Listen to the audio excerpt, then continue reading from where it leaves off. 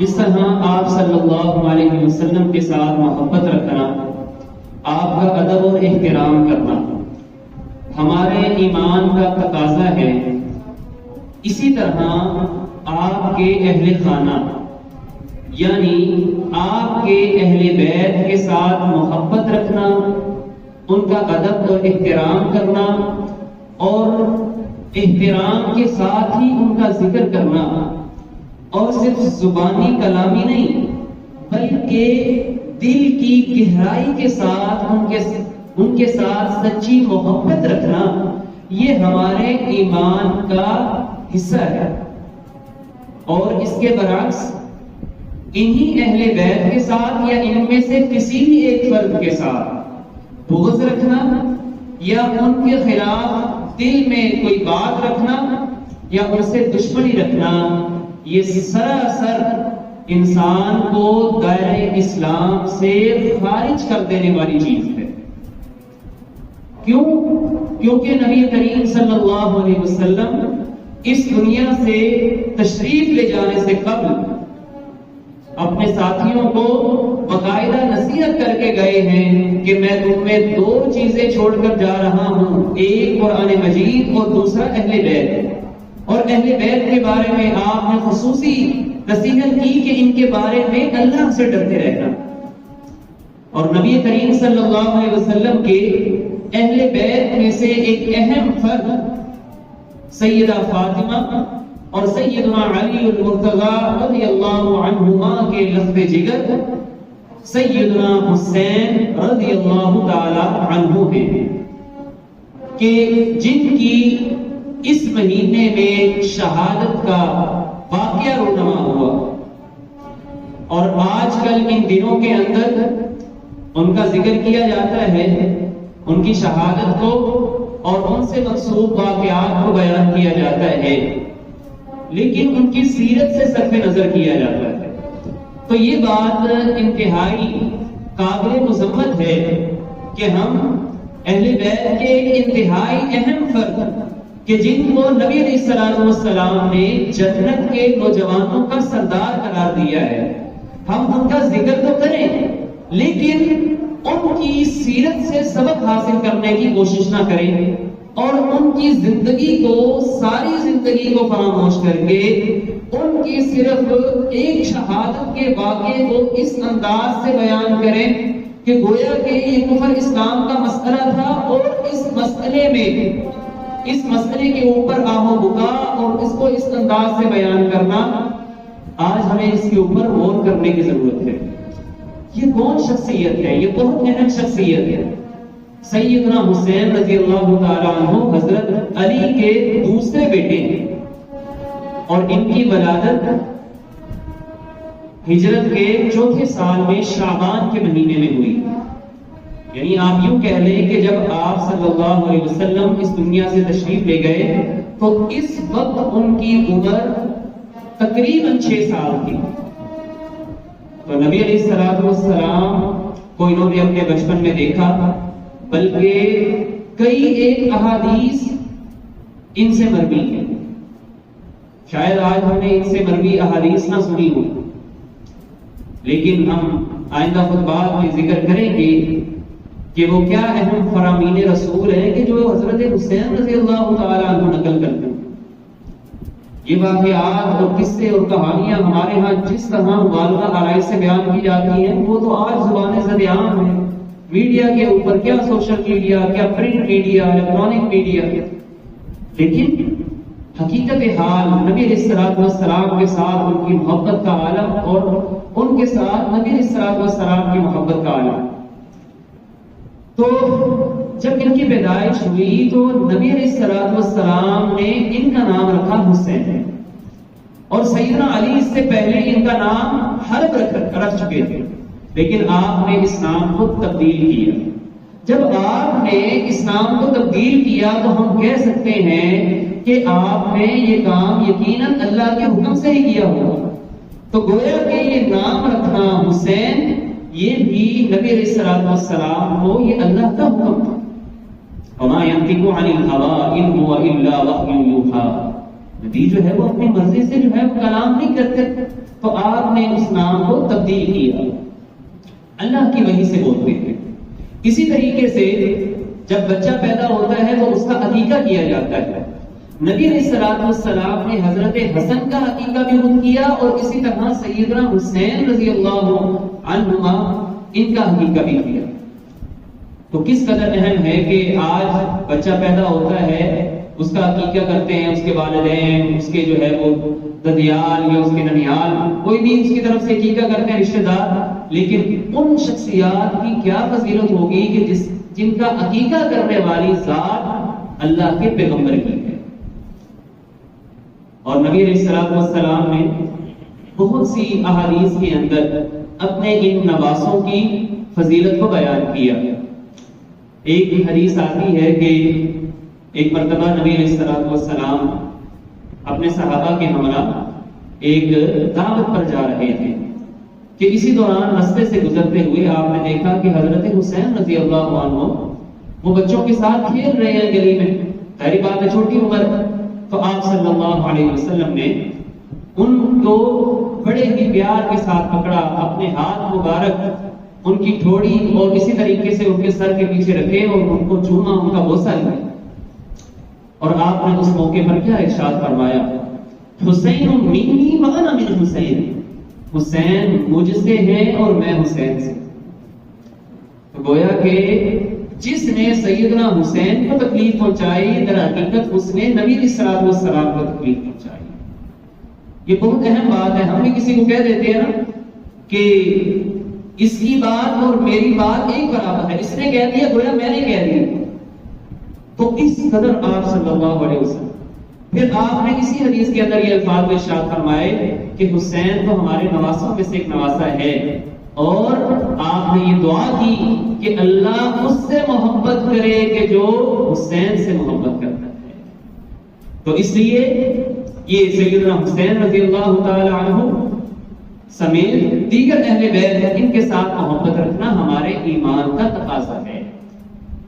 اسی طرح حضرت حسین رضی اللہ تعالی عنہ کو جب شہید کیا گیا تو اس کے بعد ظالموں نے، قتل کرنے والوں نے ان کا سر مبارک ہلا کر عبید اللہ بن زیاد جو کوفے کا گورنر تھا، جو اس سارے واقعے کربلا کے اندر جس کا نمایاں کردار تھا، یا آپ یوں کہہ لیں کہ جو اس کا مرکزی جو شخص تھا وہ یہ عبید اللہ بن زیاد تھا، جس کا نام آج آپ کو شاید شاذ الناظر بھی کوئی لیتا نظر آئے گا، کیونکہ ہمارے ہاں جو نام دیے جاتے ہیں وہ یا تو سیدنا معاویہ رضی اللہ تعالی عنہ اور اسی طریقے سے ان کے بیٹے یزید کا لیا جاتا ہے، لیکن جو باقی شخصیات ہیں ان کو نظر انداز کر دیا جاتا ہے۔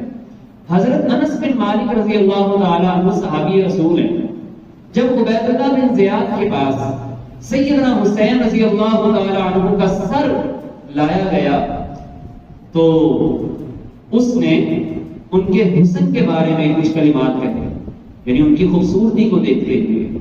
تو سیدنا انس رضی اللہ تعالی عنہ نے اس موقع پر فرمایا کہ یہ جس شخصیت کے بارے میں تم بات کر رہے ہو نا، یہ نبی علیہ الصلوۃ والسلام سے سب سے زیادہ مشابہت رکھنے والے ہیں۔ اور دیگر روایات سے پتہ چلتا ہے کہ حضرت حسن بھی اور حضرت حسین دونوں ہی اپنے ظاہری شکل و صورت میں نبی علیہ الصلوۃ والسلام سے بہت مماثلت رکھتے تھے۔ حضرت علی رضی اللہ تعالیٰ عنہ بیان کرتے ہیں کہ جو شخص یہ دیکھنا چاہتا ہے کہ سر کے بال اور گردن تک اور چہرے سمیت نبی علیہ الصلوۃ والسلام کے ساتھ سب سے زیادہ مشابہت رکھنے والے شخص کو دیکھے تو وہ حضرت حسن کو دیکھے، اور جو چاہتا ہے کہ گردن سے لے کر پاؤں کے ٹخنوں تک نبی علیہ الصلوۃ والسلام کے ساتھ سب سے زیادہ مشابہت رکھنے والے کو دیکھے تو سیدنا حسین رضی اللہ تعالی عنہ کو دیکھے۔ تو اس قدر آپ رضی اللہ عنہ نبی علیہ الصلوۃ والسلام سے ظاہری شکل و صورت میں بھی مشابہت رکھتے تھے، اور آپ صلی اللہ علیہ وسلم نے فرمایا ہما ریحانتای فی الدنیا، کہ یہ میرے دنیا کے اندر دو پھول ہیں، سیدنا حسن بھی اور سیدنا حسین بھی۔ اور آپ دیکھیے کہ جمعے کا خطبہ کس قدر اہمیت کا حامل ہے۔ لیکن نبی علیہ السلام ایک مرتبہ خطبہ ارشاد فرما رہے تھے منبر پر. اسی دوران حضرت حسن حضرت حسین رضی اللہ تعالی عنہما دونوں تشریف لاتے ہیں اور چونکہ بچے ہیں تو لڑکھڑاتے ہوئے گرتے ہوئے آ رہے ہیں. اور بلکہ راوی نے تو ان کا لباس جو ہے اس کو بھی بیان کیا کہ سرخ رنگ کے انہوں نے جوڑے پہنے ہوئے تھے. تو نبی علیہ السلام منبر پر ہیں, خطبہ ارشاد فرما رہے ہیں, لیکن جب اپنے ان نواسوں کو اس انداز سے آتا دیکھا تو آپ سے رہا نہیں گیا. آپ منبر سے نیچے اترے اور دونوں کو پکڑ کر ساتھ لے گئے. یہ ہے ان کا مقام اور یہ ہے مرتبہ. آج ہمارے نوجوان اپنا آئیڈیل کس کو بناتے ہیں؟ ہمارے آئیڈیل کون ہے؟ ہمارے لیے نمونہ کون ہے؟ کوئی کہے گا کہ میرا آئیڈیل فلاں فلم سٹار ہے, کوئی کہے گا میرا آئیڈیل فلاں سیاستدان ہے.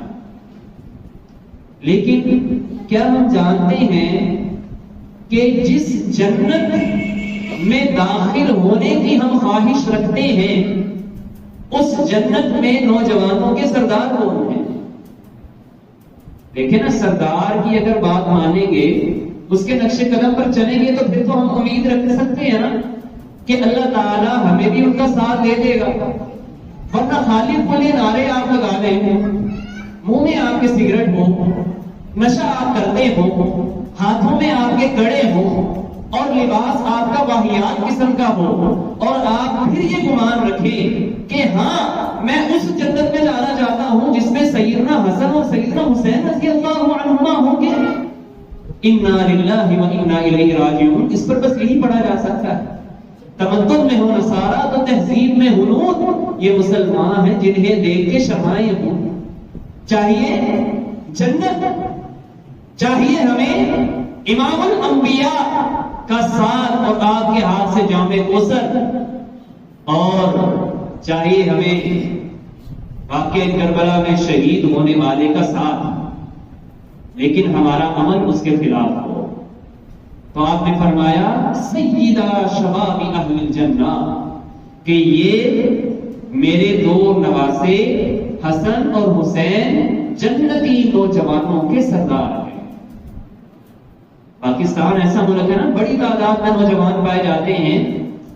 تو کیا آج ہمارے نوجوان کو یہ نہیں دیکھنا چاہیے, چلے محرم کا مہینہ ہے, اسی مہینے کی مناسبت سے یہ غور کر لیں, ان کی سیرت کو پڑھ لیں, اس کے اندر ہمارے لیے کیا سبق ہے, انہوں نے کس انداز سے اپنی زندگی گزاری. آج کاش کہ ہم ان کو پڑھ کے اس سے کچھ نصیحت حاصل کریں. مگر آپ دیکھ لیں کیا صورتحال, کیا اخلاقی رویے ہمارے, کیا نظروں کی آوارگی, کیا بازاروں کے اندر طوفان بدتمیزی, کیا نوجوان مردوں کا نوجوان عورتوں کا آپس میں اختلاط کا ہونا, چاہے وہ تقریبات مذہب کے نام پر منعقد کی جائے, لیکن صورتحال ہمارے ساتھ. یہاں پر ہم یہ بات بھی مروز خاطر رہے کہ سیدنا حسین رضی اللہ تعالی عنہ کی جو فضیلت ہے اس میں صرف ان کا اہل بیت ہونا ہی ان کی فضیلت کا باعث نہیں ہے, بلکہ اہل بیت ہونا یقیناً فضیلت کا باعث ہے, لیکن اس سے پہلے جو اصل فضیلت ہے وہ ہے ان کا مسلمان ہونا اور نبی علیہ السلام کا ساتھ ان کو مل جانا.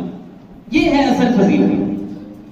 کیونکہ ہمارے ہاں ایک تصور یہ بن چکا ہے کہ جی صرف فقط اہل بیت کا ہونا ہی, یقیناً اہل بیت کا ہونا بہت فضیلت کی بات ہے, لیکن اس کے ساتھ ساتھ آپ کو ایک اور پہلو کی طرف میں اشارہ کرتا چلوں.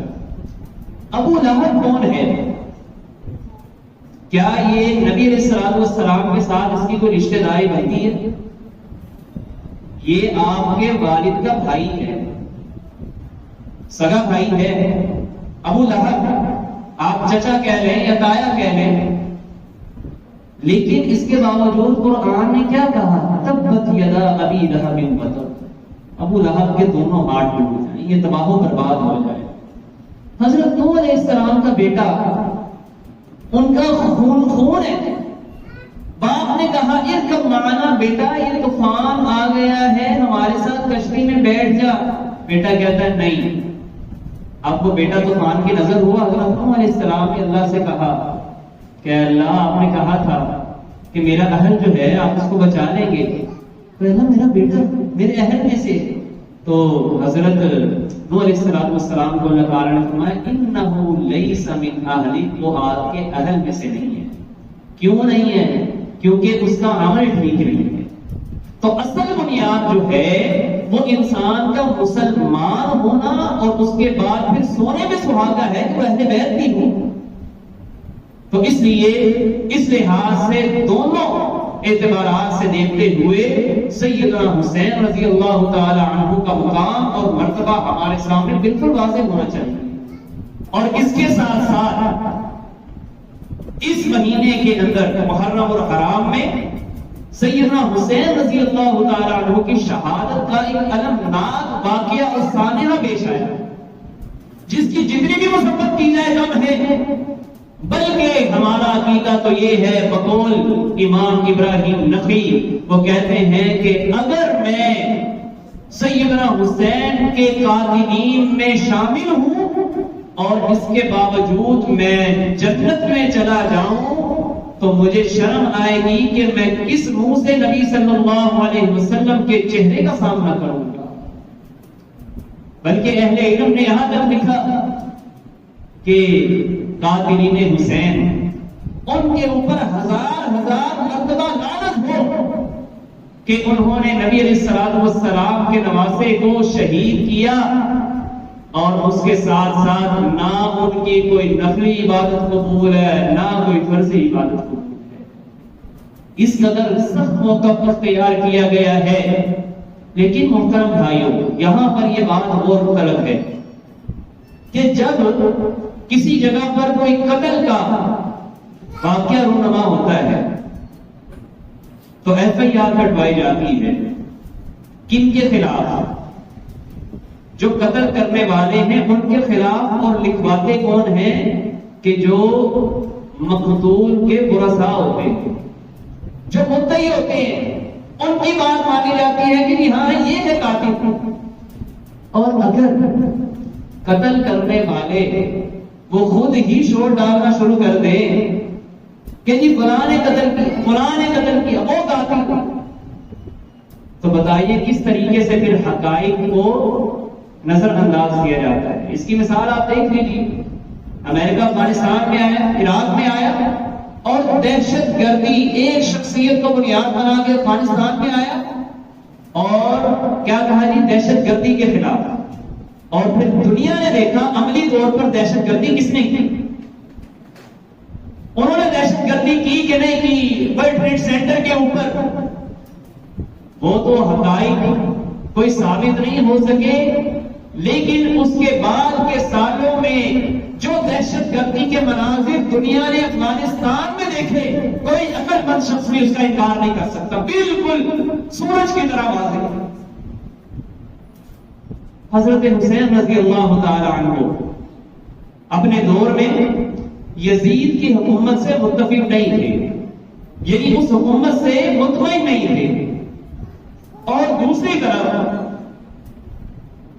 کوفہ کے لوگ حضرت حسین رضی اللہ تعالی عنہ کو مسلسل خطوط لکھ رہے ہیں کہ آپ ہمارے پاس آئیے، ہم آپ کا ساتھ دیں گے اس حکومت کے خلاف۔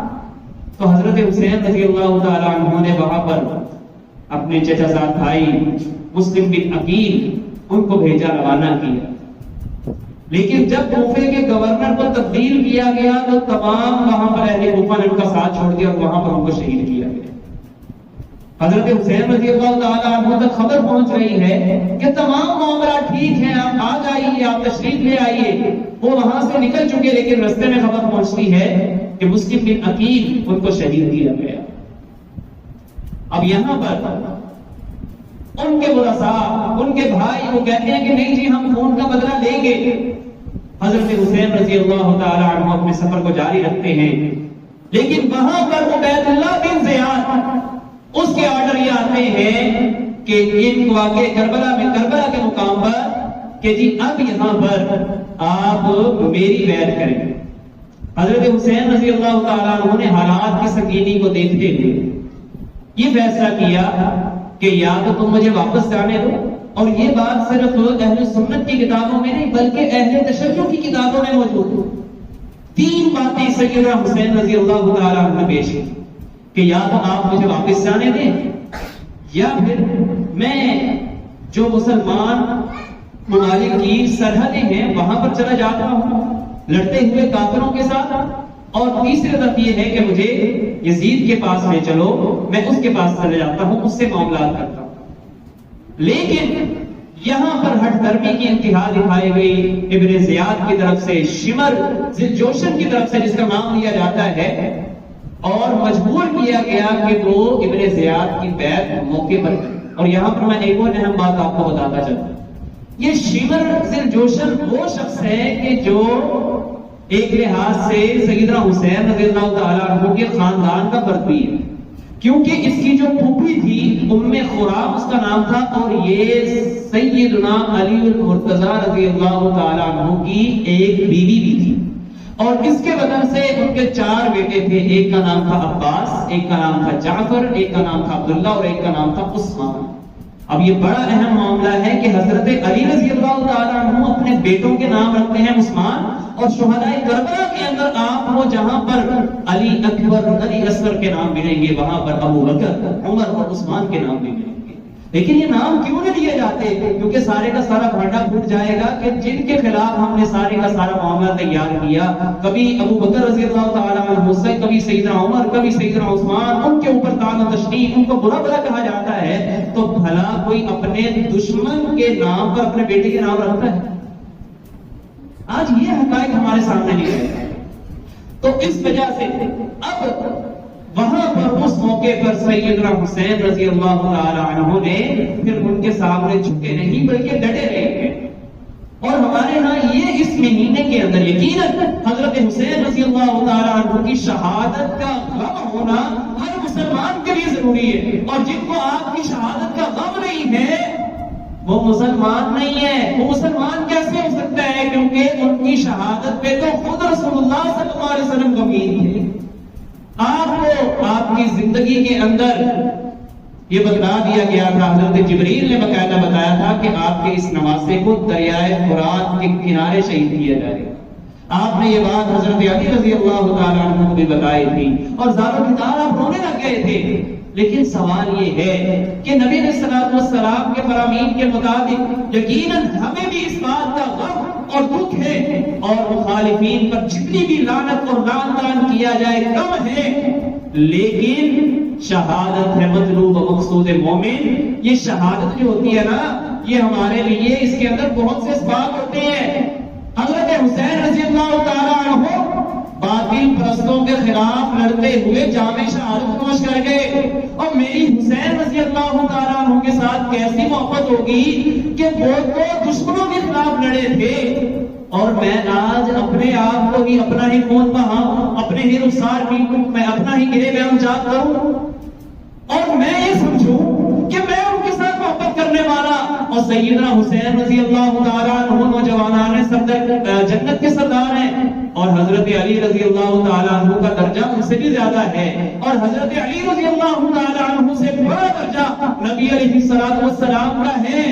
اس نبی نے فرمایا کہ جو شخص گریبان کو پھاڑے، رخسار پیٹے اور جاہلیت کی پکار لگائے، اس کا ہمارے ساتھ کوئی تعلق نہیں ہے۔ اب آپ مال لاکھ کہتے رہے، اور یہاں پر ایک گواہی بی بی زینب کی، سیدہ زینب کون ہے؟ حضرت حسین رضی اللہ تعالی عنہ کی ہمشیرہ ہے۔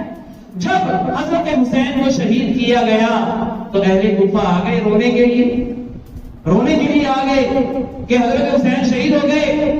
تو اس موقع پر انہوں نے یہ جلاء العیون ہے جو ایک معتبر کتاب سمجھی جاتی ہے، اس کا حوالہ یہ ہے کہ سیدہ زینب نے کہا کہ اگر تم رو رہے ہو تو تمہیں تو غدار ہو، تمہیں نے تو دھوکے دیے، تمہیں نے تو خطوط لکھے، بلکہ سیدنا حسین نے باقاعدہ نام لے کر وہاں پر ان کے سرداروں کے نام لیے کہ کیا تم فلاں نہیں ہو گے جس نے مجھے بلایا۔ لیکن کوفہ کے بارے میں یہ کہاوت پھر مشہور ہوئی کہ کوفی لا یوفی، کوفے کا شخص وفادار نہیں ہوتا، اور دوسری طرف حضرت عبداللہ بن عمر ہیں، ان سے ایک عراقی شخص آ کے سوال کرتا ہے کہ اگر کوئی شخص حالت احرام میں مچھر مار دے تو کیا اس کے اوپر بھی کفارہ ہے؟ سوال دیکھیے کس طرح کا، مچھر مار دے تو کیا اس کے اوپر بھی کفارہ ہے؟ تو حضرت ابن عمر نے پوچھا کہ تمہارا تعلق کس علاقے سے؟ کہتے ہیں کہ اہل عراق سے ہوں۔ کہنے لگے عراقیوں کا کیا عجیب معاملہ ہے کہ نواسہ رسول کو شہید کر دیتے ہیں اور یہاں پر پوچھتے ہیں کہ اگر مچھر کو مار دیا جائے تو کیا اس کے اوپر کفارہ ہے کہ نہیں ہے؟ محترم بھائیوں، سیدنا حسین رضی اللہ تعالیٰ عنہ کی سیرت کو پڑھیں، انشاءاللہ آنے والے خطبات میں ان سے مروی احادیث جو ہیں ہم ان کو بیان کرنے کی کوشش کریں گے۔ جو کہا ہے، جو سنا ہے، اللہ تعالیٰ ہر بات کو قبول کرنے کی توفیق عطا فرمائے۔ وما علینا الا البلاغ المبین۔